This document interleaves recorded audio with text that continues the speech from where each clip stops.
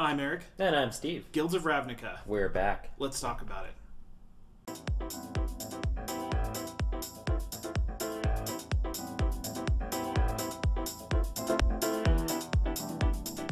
Welcome back, Planeswalkers, to the CollectorMania YouTube channel, and thank you for joining us for a long-awaited episode 42 of Let's Talk About It.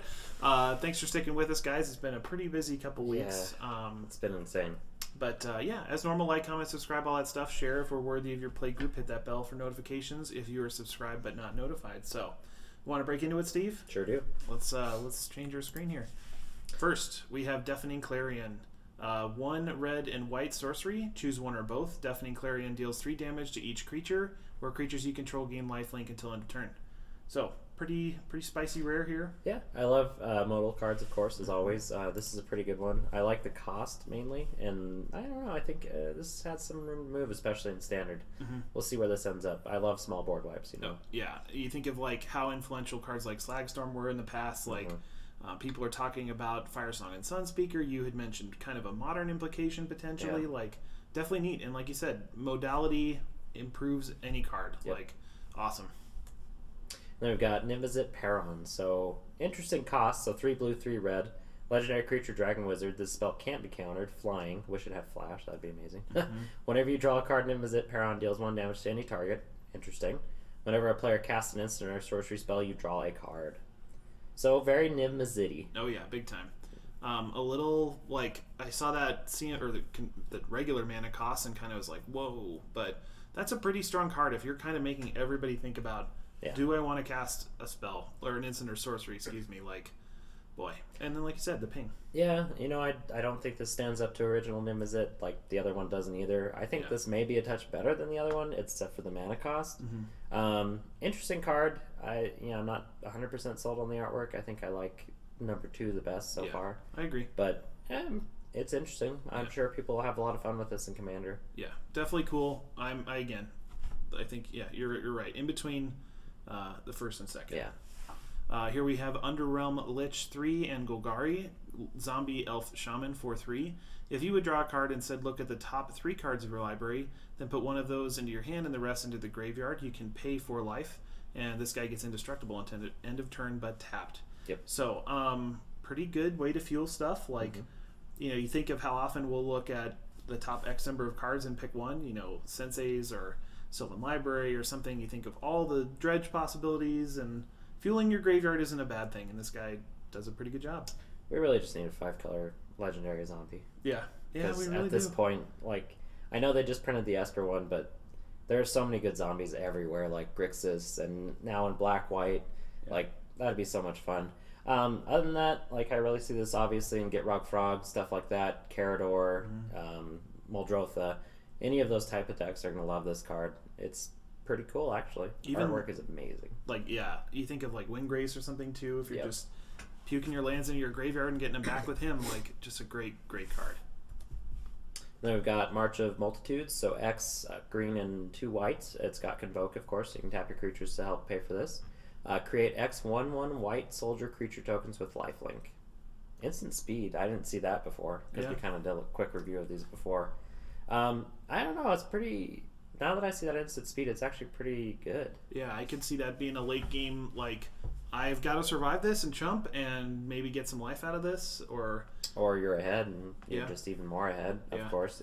I mean, obviously, I always look at things through the lens of Commander, where this would actually be pretty good in a lot of circumstances, especially if you've just got, like, a bunch of Vigilance guys and you just block throughout your turn, and then the next turn you, you know, just play this at the end of somebody's turn, have a bunch of guys. Say you have, like, Cathar's Crusade, you know, or that could just be a good trick, you know? Yeah. So there's a lot of interesting applications for this. Yeah, you think of cards like Martial Coup that are similar, I mean, a little different, but... what's the one, it's just got popular because of the soldier, or the warrior chick? Anyway. I can't remember. It's instant speed as well, and that one got really popular for a little while as well. Is it... Launch the Fleets? That one makes some attacking. Yeah, I can't remember it. Decent card. Especially the tack on of having lifelink for these guys. Really interesting. We'll see. And Convoke, man. Selesnya. Next week, there's a series of cards called Lockets. So here we've got the Is It Locket for you.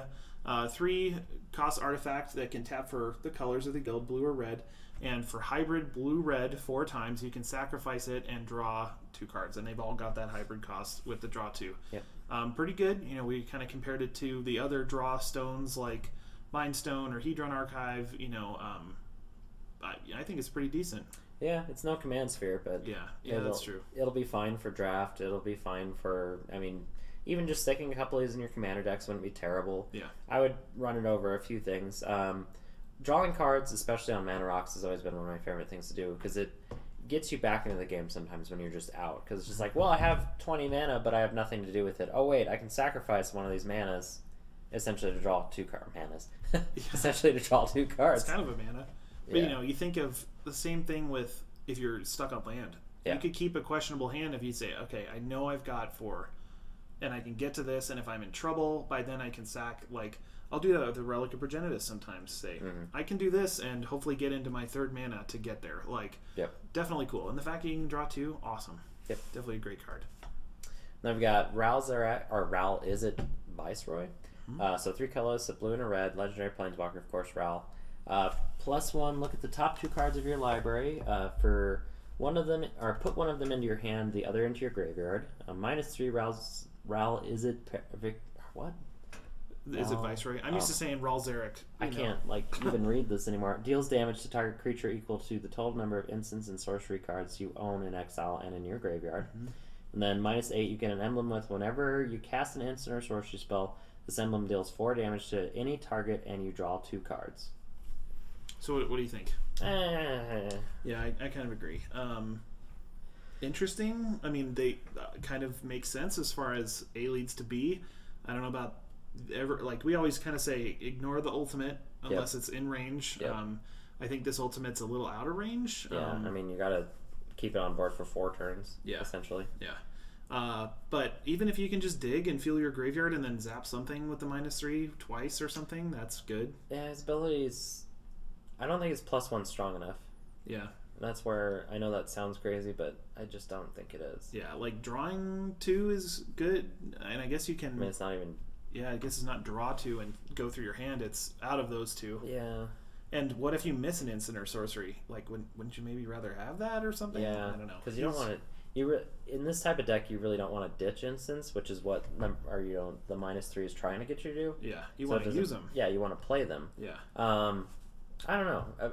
I mean, by turn 5, you could have a decent number of instant sorceries, but then again, it's relying on you having set it up, which I don't care for planeswalkers that really do that. I'd rather have my planeswalker affect the board immediately, essentially. So I agree. Next, we have Vraska Golgari Queen. For 2 and Golgari, planeswalker Vraska, 4 loyalty. +2, you may sacrifice another permanent. If you do, gain 1 life and draw a card. Pretty good.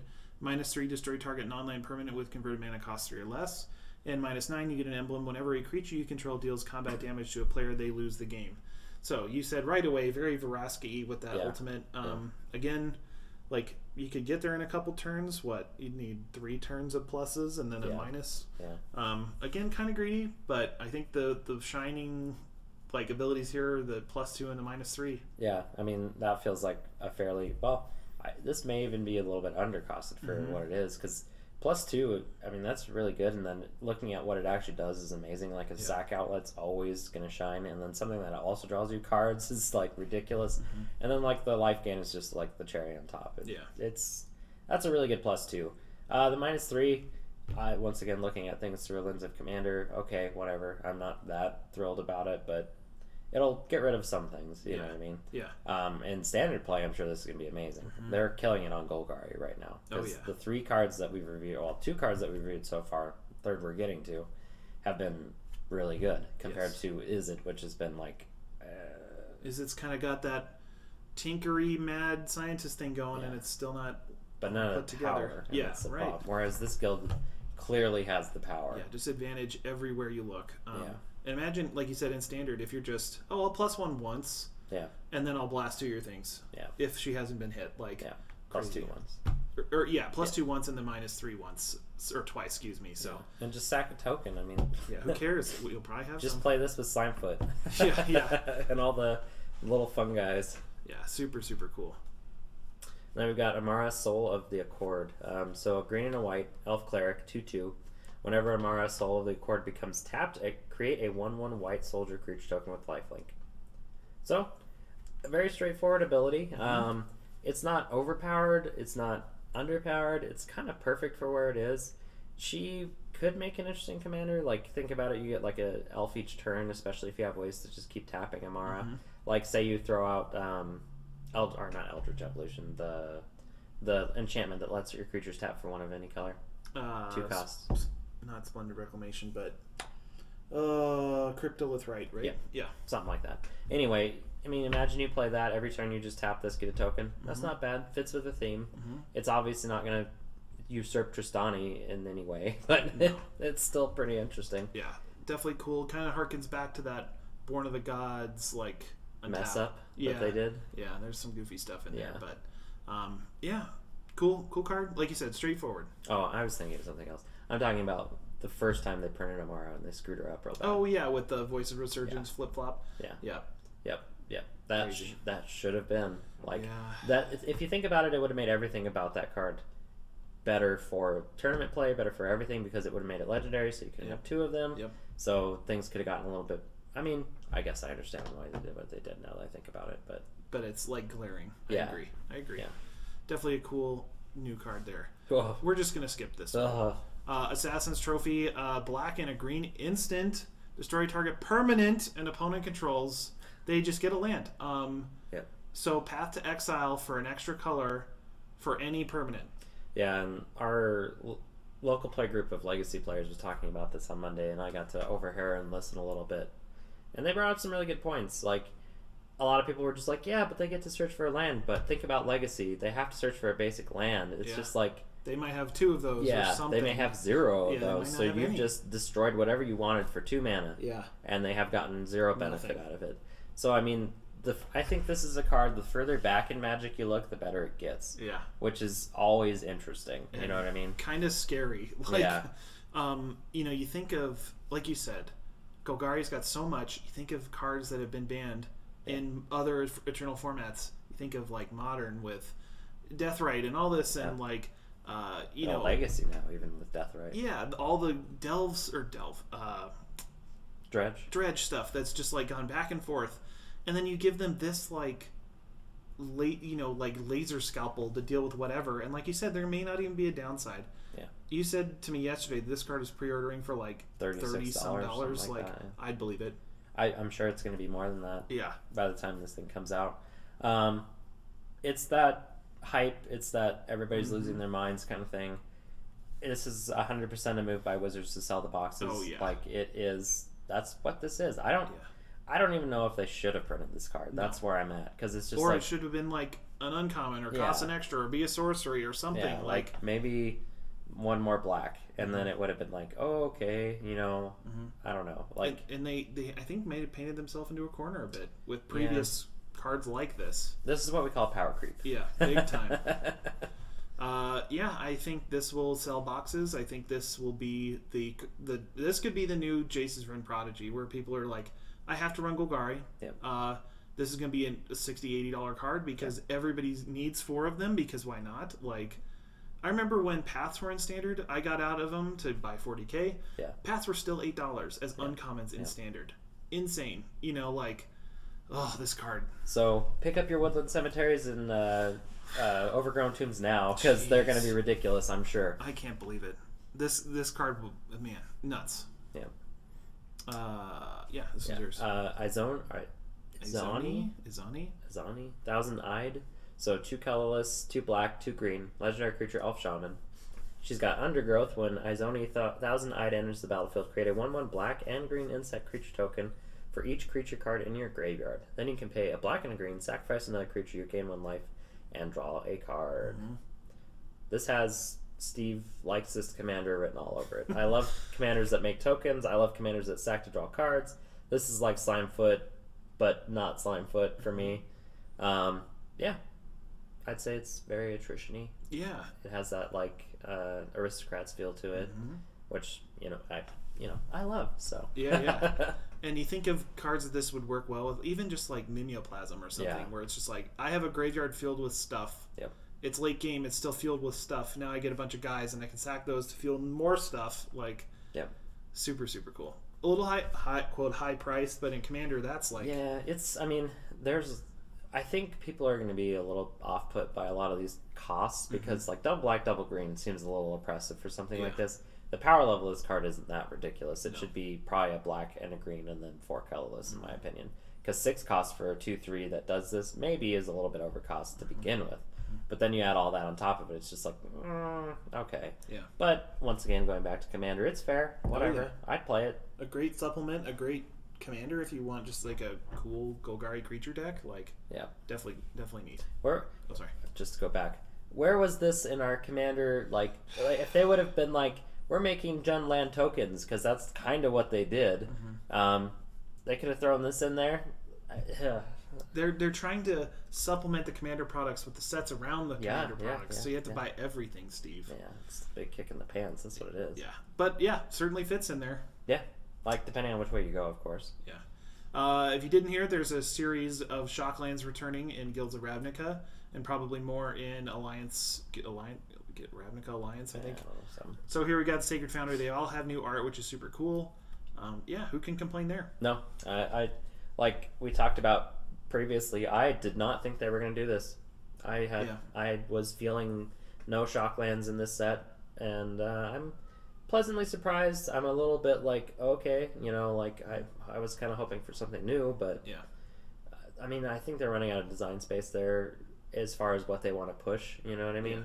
So there definitely is, like, I mean, think about the last couple land cycles we've gotten. We've gotten the cycle lands, we've gotten the check lands from your hand, so you like put them into play, you have to have a island or whatever in your hand to put it in untapped.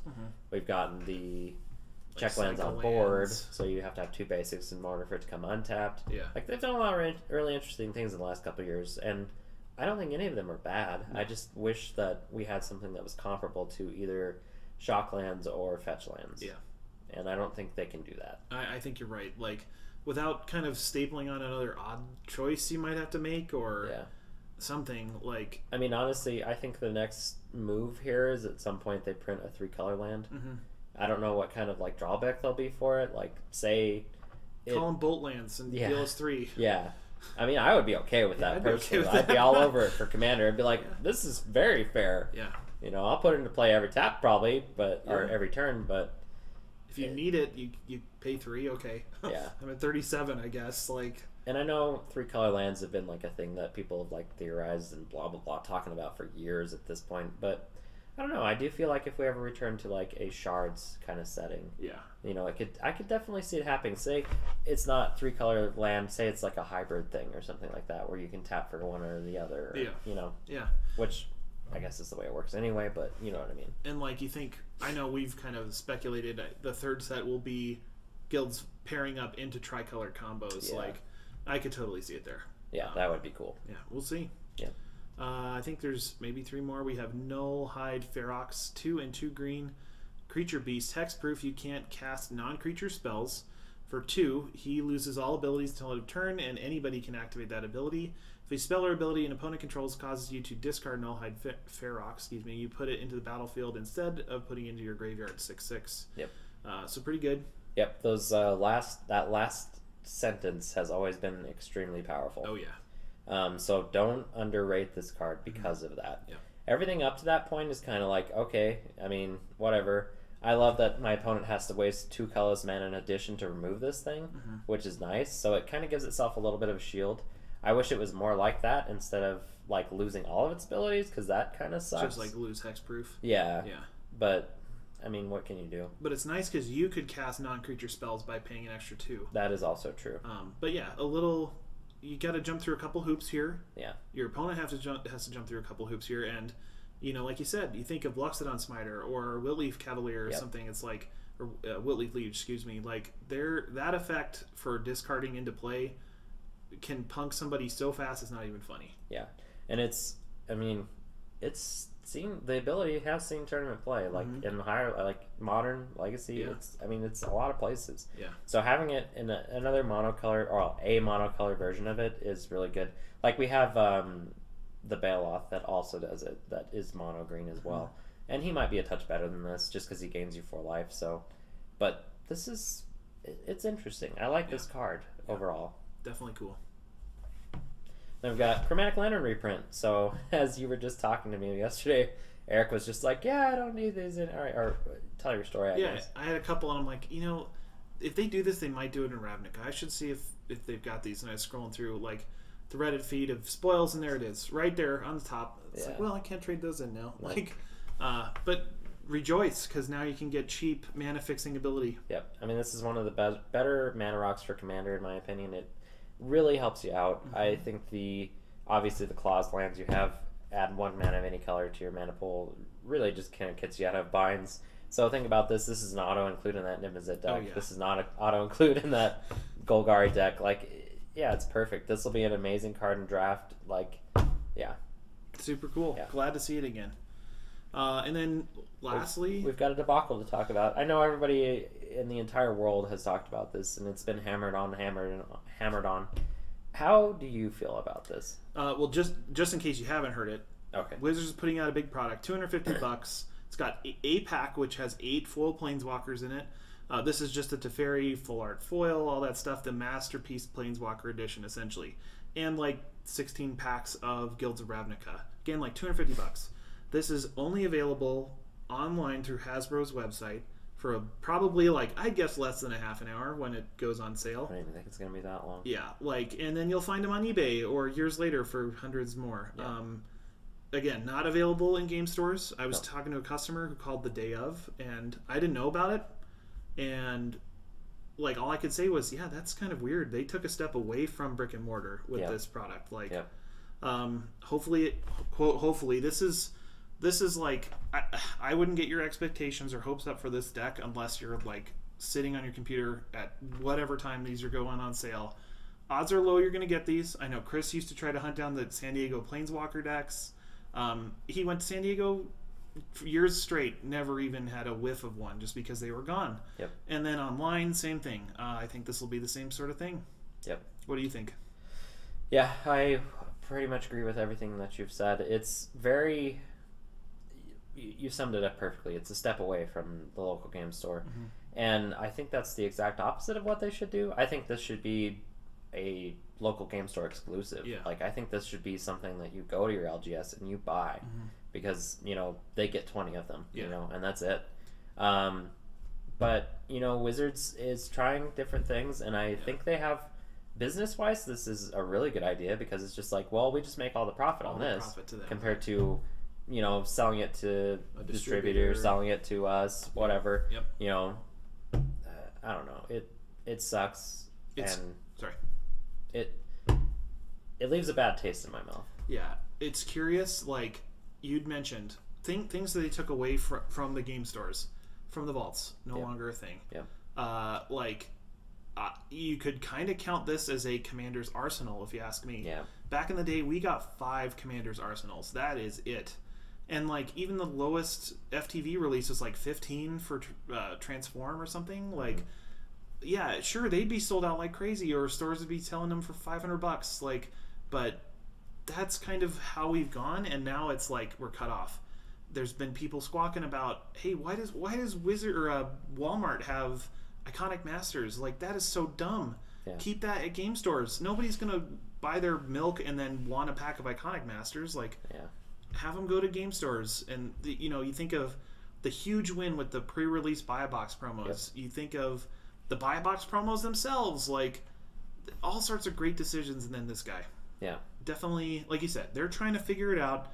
I think they are trying to capture the whole profit side of it, because, you know. Well, and that's the part that scares me, because what if they like this? Yeah. You know, what if they decide this is the new norm? And exactly. Every masterpiece set that is ever made is sold this way.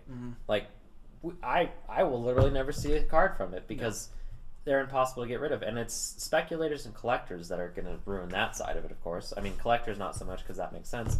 Speculators, on the other hand, it's just like, oh my god. And that's what Chris used to tell me. He'd walk outside the Wizards booth looking for those. Yeah. And people would have 5 of them in their arms, and they just go right up to their hotel room and sell them online. And it's like, how could this not happen here? And like you said, I could totally see them doing this how many planeswalkers? 8, and there's 80. I'm sure we're gonna have, let's see. So that would be 32 at the not 32. So 8, 16, 24 at the end of this cycle. Yeah. Or this block, if they do this every block. I'm sure they're going to too. Like, who knows what we're gonna see next time? We may see Karn or something stupid like that next time. You know what I mean?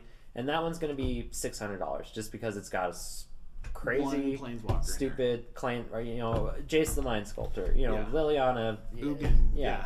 Like, this one's tame. Yeah. And this one's crazy. You know what I mean? We kind of pulled the craziest with Teferi. I think Teferi will be the big one. Yeah, and then, of course, we'll have... The only one that they don't show is probably Vraska. Well, it is Vraska for sure. So now that they've got that art spoiled, eventually we'll get the full art version of her.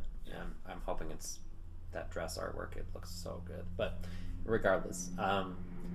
yeah, I don't know.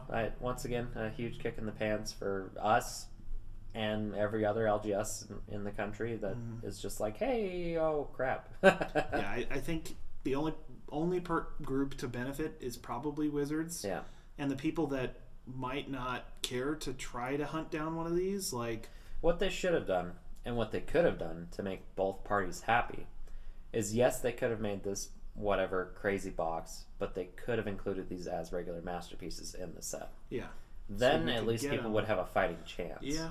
Or, like, I think of the Zendikar treasures. Like, what if you had a pack that said, redeem this code for this kit? Yeah. In the box. That would be ridiculous. I mean, think of that. I mean, you'd probably see a box someday with every pack having one of those things in there. Oh, like gosh. the fetch lands.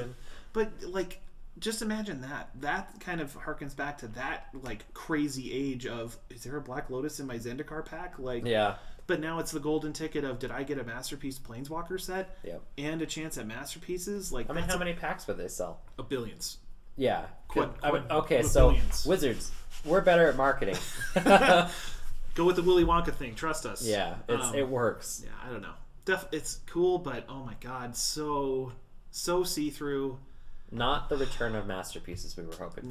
No. I'd rather have masterpieces every set. Yeah, really. We're going back. Well, as long as they didn't make crappy artwork or frames, I mean. And they're not crappy artwork, I'd say. No, but they're definitely crappy frames, though. Yeah. What do you say, Steve? Well, we've definitely talked about it. Yeah.